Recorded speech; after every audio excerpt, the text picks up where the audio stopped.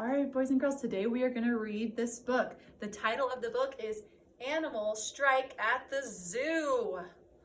All right, look at that front cover. I want you to think about what you think this book is going to be about. What do you see in the pictures on the front cover? And the title is Animals Strike at the Zoo. What could that be about? All right, the author is Karma Wilson and the illustrator is Margaret Spengler.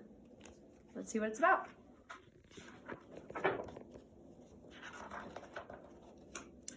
There's an animal strike at the zoo. It's true. The headlines are telling it all. The animals quit. That's it. We're through. Say all critters from biggest to small.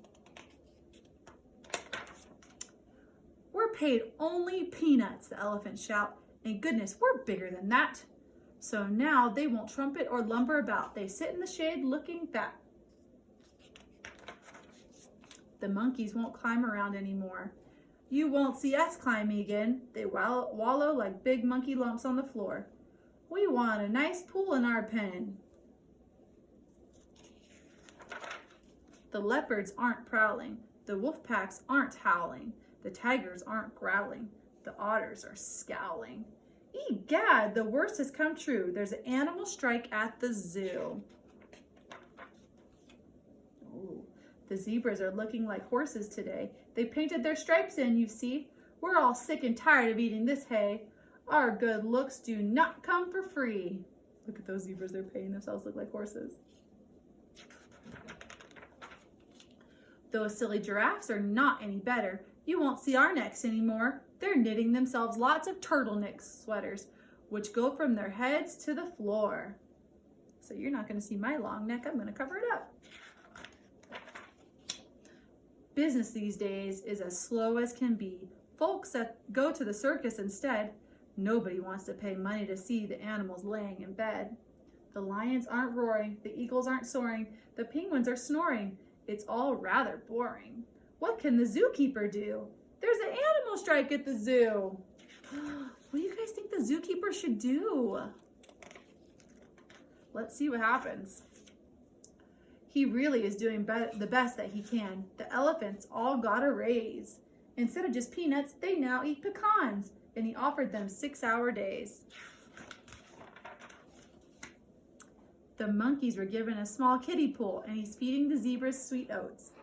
But the monkeys complain that the water is cold, and the zebras demand root beer floats.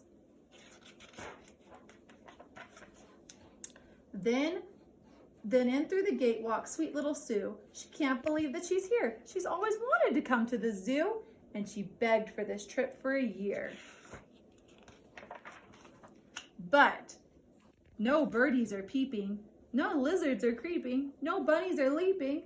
Then poor Sue starts weeping. Her heart is broken in two by the animal strike at the zoo. As tears start to streak down her cute rosy face, the animals watch that wee child. A deep hush of sadness falls over the place. And then they go totally wild with roaring and peeping and howling and growling. All critters from biggest to small start soaring and creeping and leaping and prowling. Then little Sue laughs at them all.